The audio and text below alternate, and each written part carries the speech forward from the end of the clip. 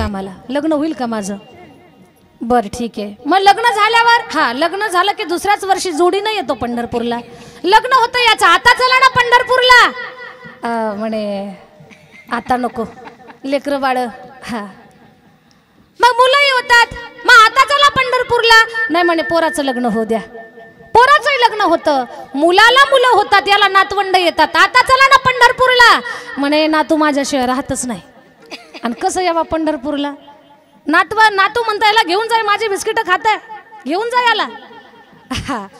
पण हे म्हणतात नाही नातू माझ्याशिवाय राहत नाही, त्याला वेळच्या वेळेवर अगदी खायला द्यावं लागतं, माझ्याशिवाय झोपत नाही. आम्ही सारखं म्हणायचं चला पंढरपूरला, तुम्ही काहीतरी कारणं सांगायची. मग नातू वैतागतो, पोरं सुद्धा अगदी म्हाताऱ्यावर उपटतात. कशी? बाबा निघा पंढरपूरला. म्हातारं घर सोडायला तयार नाही. जेव्हा पोरं हातात दांडा घेतात ना म्हाताऱ्याला, तेव्हा याच्या हातात झेंडा येतो, मग पंढरपूरला निघतं. तोपर्यंत काही हातात झेंडा घेतच नाही. मग ज्ञानोबा तुकाराम, खरंच म्हणतो का तो ज्ञानोबा तुकाराम? त्यावेळेस ज्ञानोबा तुकाराम मग ते त्या आवेशातलं असतं. तर मला एकच सांगायचं तुम्हाला, संत जागा करण्याचं काम करतात, आम्ही जागे होत नाही. संत म्हणतात वेळीच परमार्थाला लागा दादा, वेळ निघून चाललेली आहे.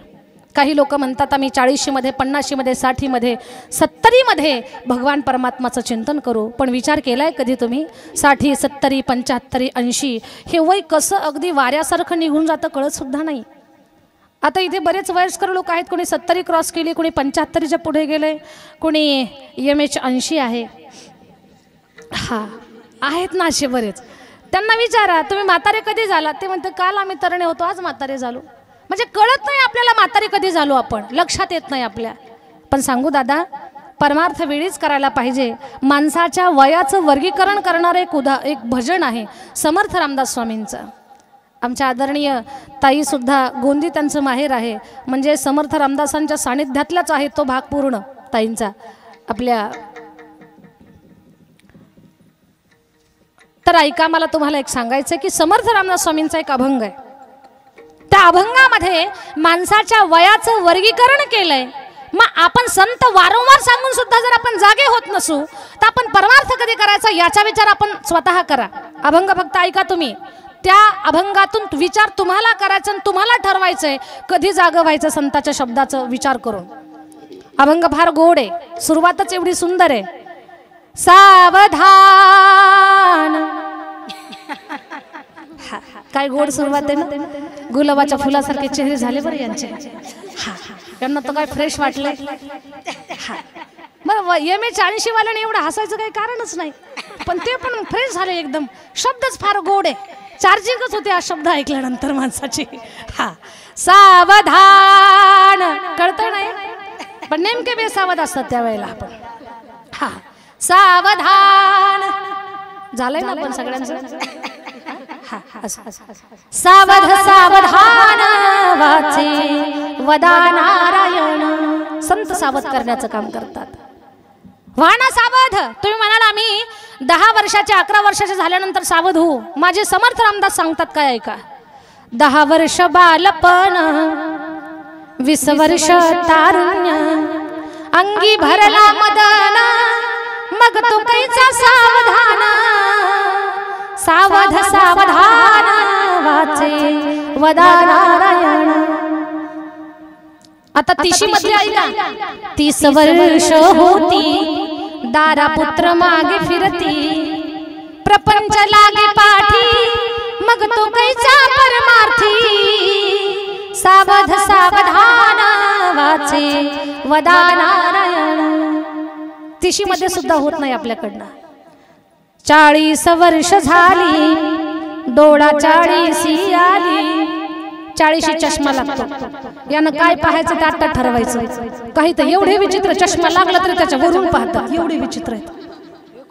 आपल्या इथले चष्मे सोडून आमच्या तिकडचे सांगते बरं का. इथले चष्मे खूप चांगले आहेत. इथल्या चष्म्यांचं काही सांगायचं नाही, अजून तासभर थांबायचंय. 40 वर्ष झाली, डोळा 40 आली, डोळ्यास भुरळ पडली, कैसे दूर आणि जवळी. सावध सावधान वाचे वदा नारायण. 50 वर्ष होती, हलती दातांच्या पंक्ती. 50 दात हलायला लागतात.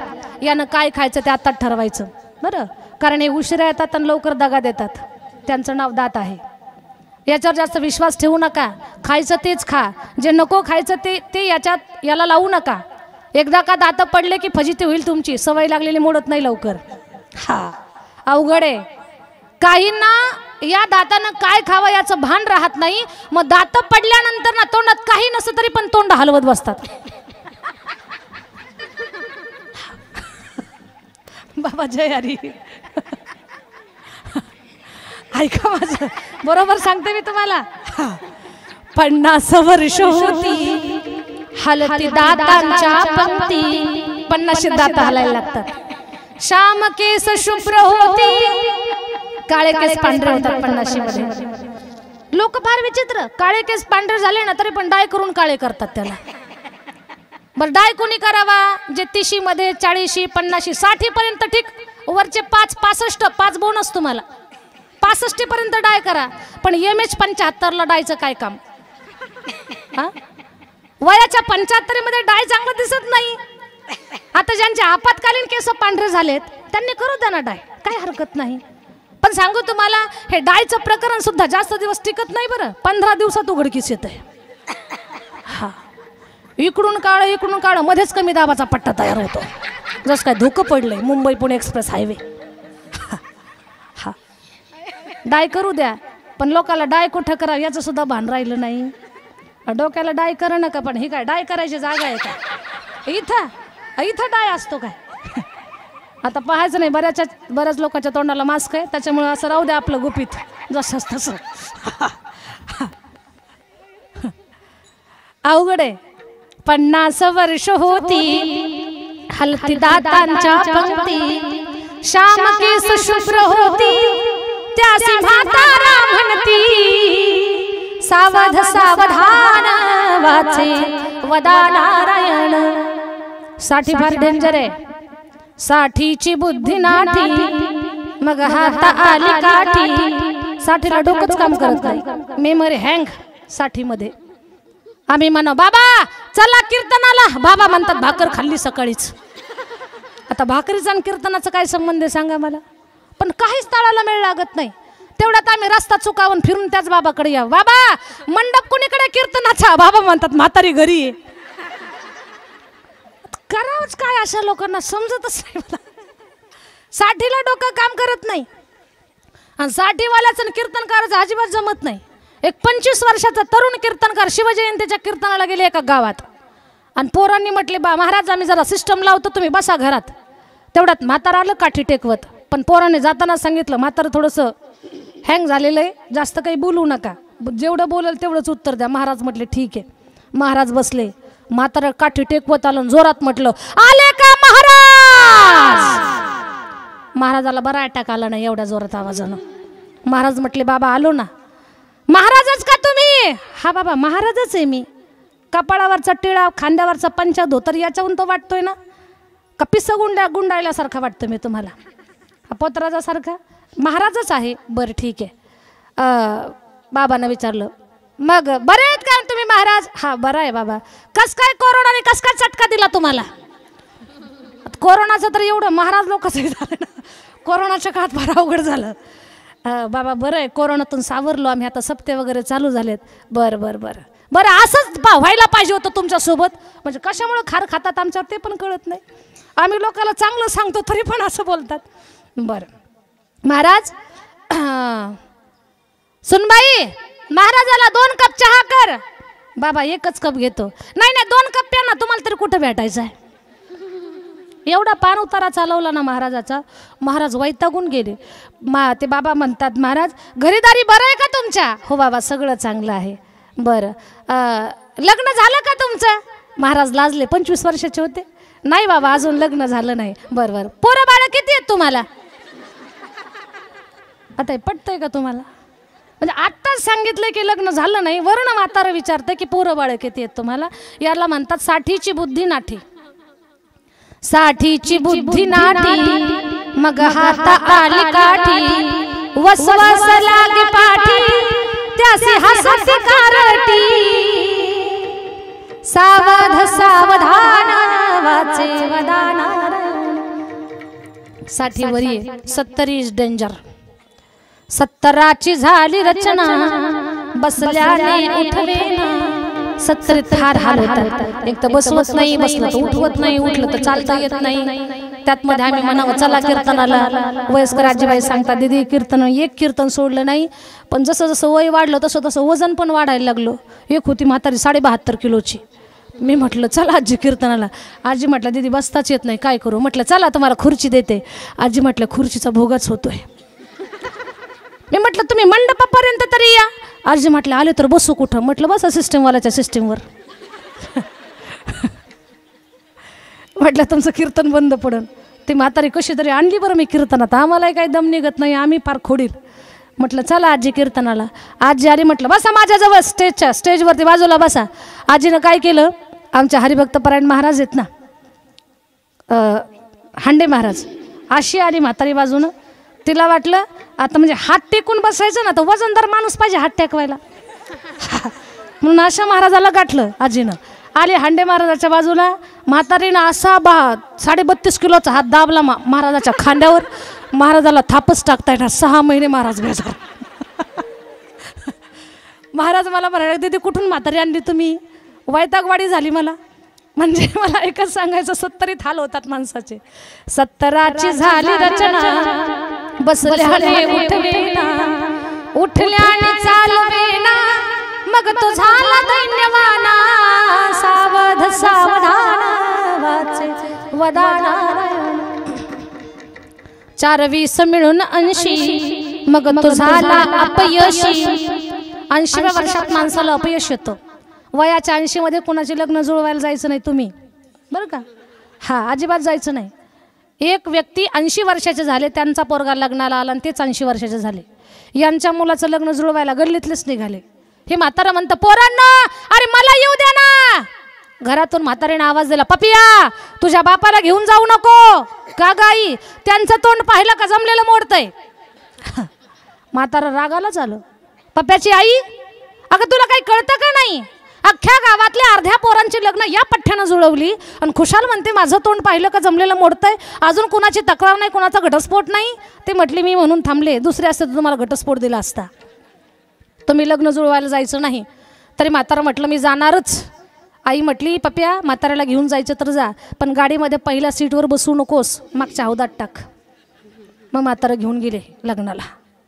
4-20 मिळून 80 मग तो झाला अपयशी.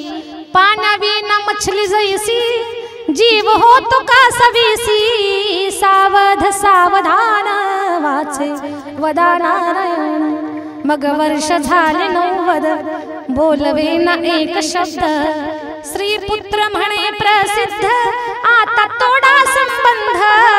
सावध सावधान वाचे वदानारायण. 1 शतक पूर्ण झाला आला तैसा वाया गेला. रामदास स्वामी म्हणे योगी सावध झाला. सावध सावधान वाचे वदानारायण. सावधान.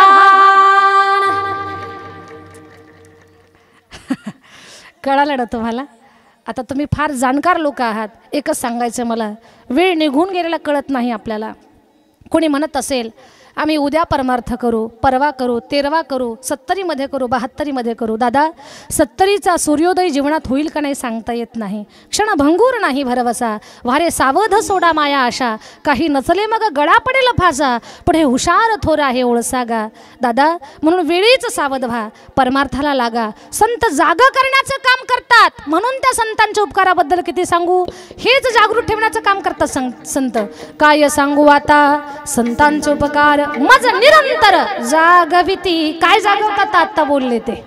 मज निरंतर जागविती.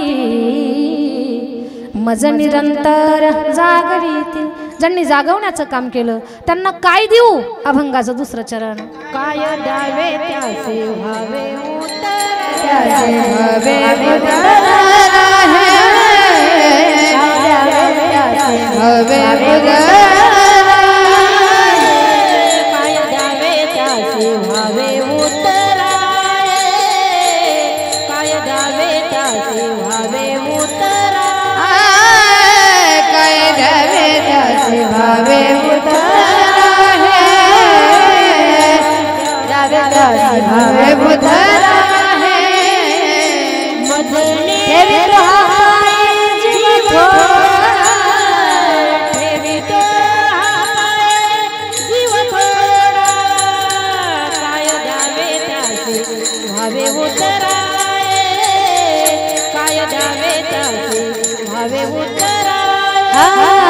ठेविता पाही जीव थोडा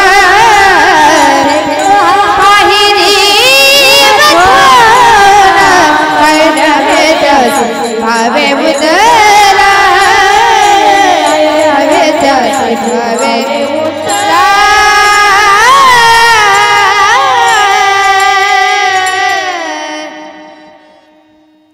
काय द्यावे त्यासी भावे उतरा ठेविता पायी जीव थोडा जीव थोडा जीव थोडा काय द्यावे त्यासे भावे उतराई ठेविता हा पायी जीव थोडा. अभंगाच्या दुसऱ्या चरणामध्ये जगद्गुरु तुकोबाराय सांगतात, ज्यांनी अखंड आम्हाला जागा ठेवण्याचं काम केलं त्या संतांना आम्ही काय द्यावं. आम्ही आमचा जीव जरी काढून ठेवला ना तरी तो कमीच आहे. काय द्यावं आम्ही, काय द्यावं. ऐका दादा, जे संत आमच्यातला माणूस जागा करतात, माणूस जागा करून आम्हाला देव पण बहाल करतात, त्या संतांचे उपकार आम्ही कसे फेडावेत. एक उदाहरण तुम्ही कदाचित ऐकलं असेल माझ्या मुखातून, पुन्हा एकदा सांगेन मी, लक्षपूर्वक ऐका. वृंदावनाच्या नयनरम्य वातावरणामध्ये भगवान परमात्मा गाई वासरांना चारतात आणि भगवान परमात्मा मधुर बासरी वाजवतात, फार गोड बासरी वाजवतात. त्या बासरीनं सहज कुणालाही भूल पडेल. भगवंताची बासरी फार गोड आहे. किती गोड आहे सांगते तुम्हाला. भगवंताच्या बासरीचं वर्णन केलंय कुठे कुठे. बाजी रे मुरली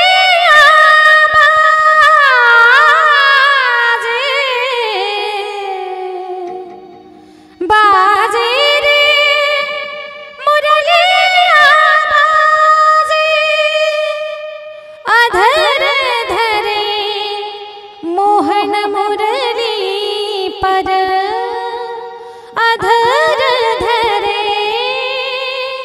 मोहन मुरली पर होठ पे माया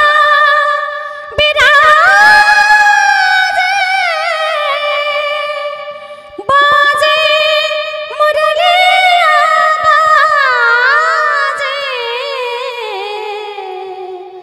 बाजे रे मुरली बाजे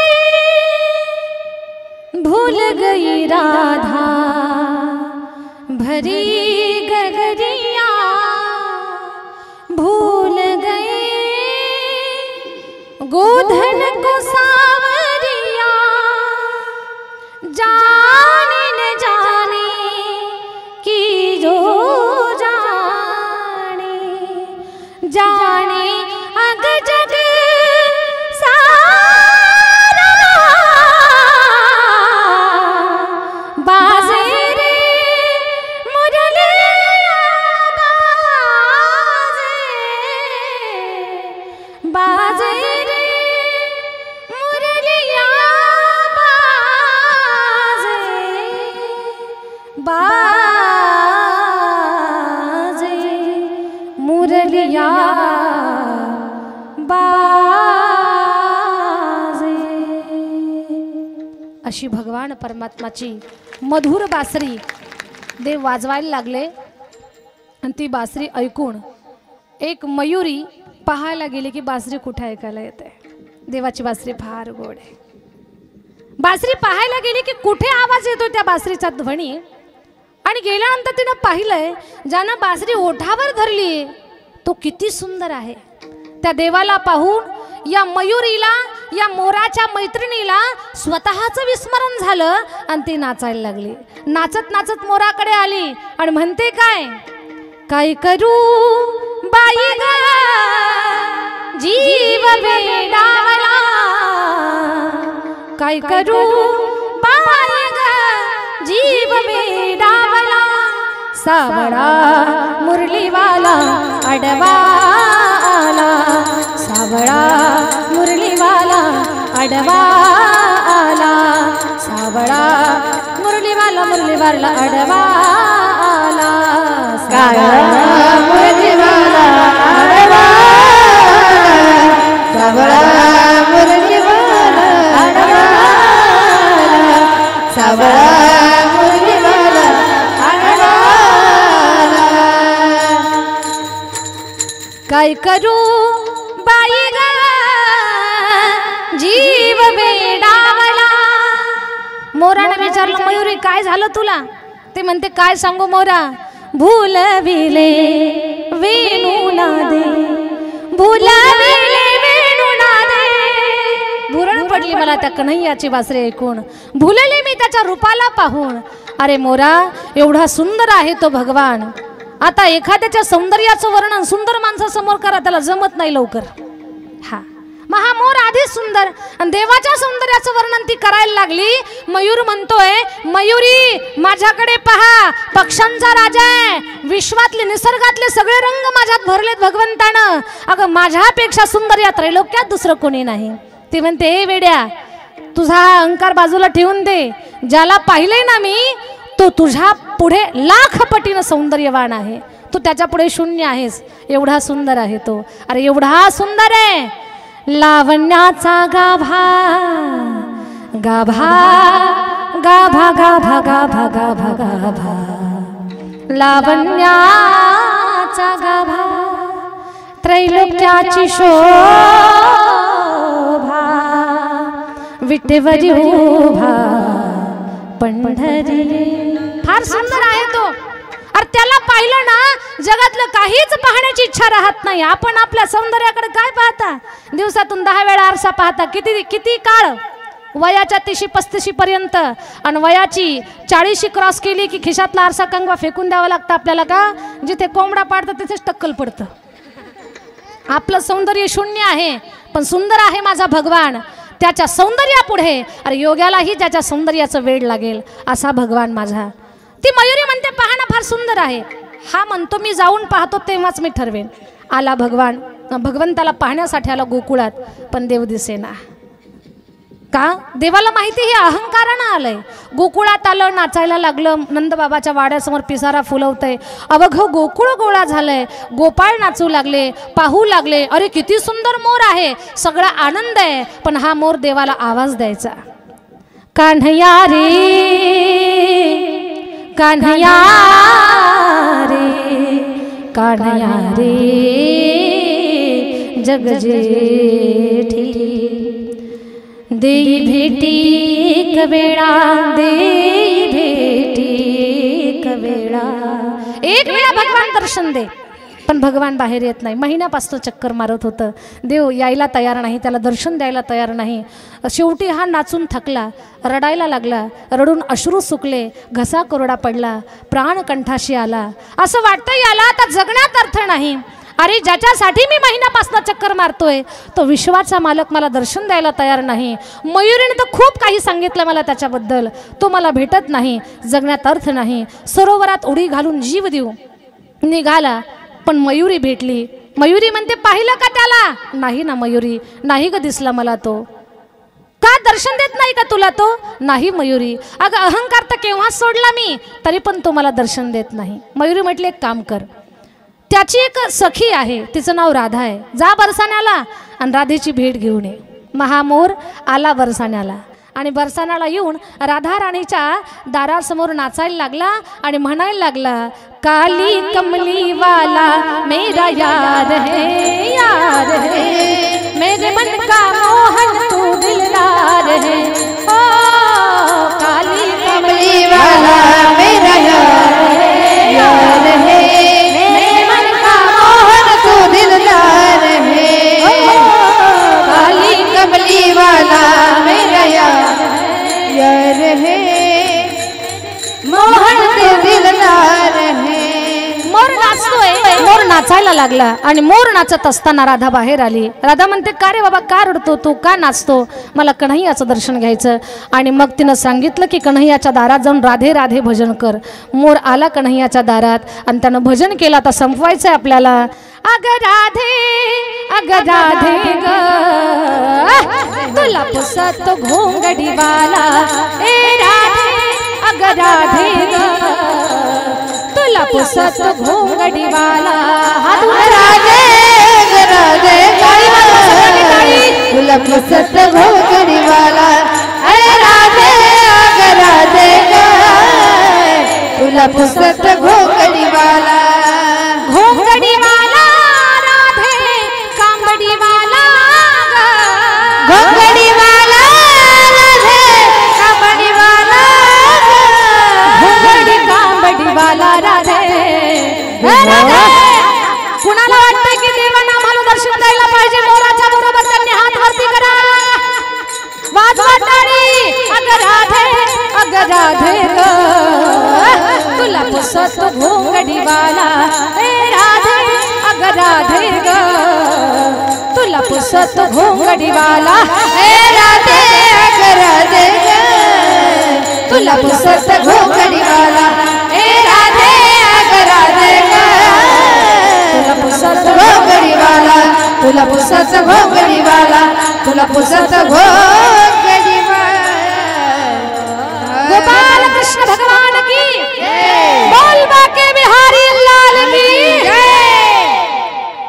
भगवान परमात्मा राधा म्हटल्याबरोबर तो बाहेर आला कुठे माझी राधा ए देवा तिनं सांगितलं मला तुला घराच्या बाहेर काढायचं असेल तर अरे ते जाऊ दे राधा कुठे सांग का अरे रे मेरी जान है राधा तेरे पे कुर्बान में राधा राधा तर माझा प्राण आहे कुठे माझी राधा देवा राधा नाही इथे पण तुला पाहिलंय मी समाधान झालं माझं महिन्यापासून चक्कर मारत होतो तुला माझी दया आली नाही मोरा त्रास दिला मी तुला काय शिक्षा करून घेऊ मला तुला शिक्षा करून घेऊ नको पण माझ्या मयुरीनं सांगितलं ना त्याच्यापेक्षाही तू सुंदर आहेस तुझ्या सौंदर्यात भर घालण्याची संधी दे भगवंतानं मोराचा पीस काढला डोक्याला खोचला सांगितलं आयुष्यभर तुझ्या या पिसाचा भार वाहीन ही माझ्यासाठी शिक्षा आणि पीस खोचला की मी अधिक सुंदर दिसेन तुझ्यासाठी वरदान मग ज्या राधेमुळे जो मोराचा पीस देवाच्या डोक्यावर बसला त्याने काय दिल्यानंतर उतराई होईल ठेवीता हा पायी जीव थोडा म्हणून काय द्यावे त्यासी व्हावे उतराई ठेवीता हा पायी जीव थोडा असेच संतांचे उपकार आहेत सहज बोलणे हित उपदेश करुणे सायास शिकविती तुका म्हणे वत्स धेनुवीचे चित्ती तैसे मज येती संभाळीत प्रेमाने भजन करा विठोबा रखुमाई विठोबा रखुमाई विठोबा रखुमाई विठोबा रखुमाई विठोबा रखुमाई विठोबा रखुमाई विठोबा रखुमाई विठोबा रखुमाई विठोबा रखुमाई विठोबा रखुमाई विठोबा रखुमाई विठोबा रखुमाई विठोबा रखुमाई विठोबा रखुमाई विठोबा रखुमाई विठोबा रखुमाई विठोबा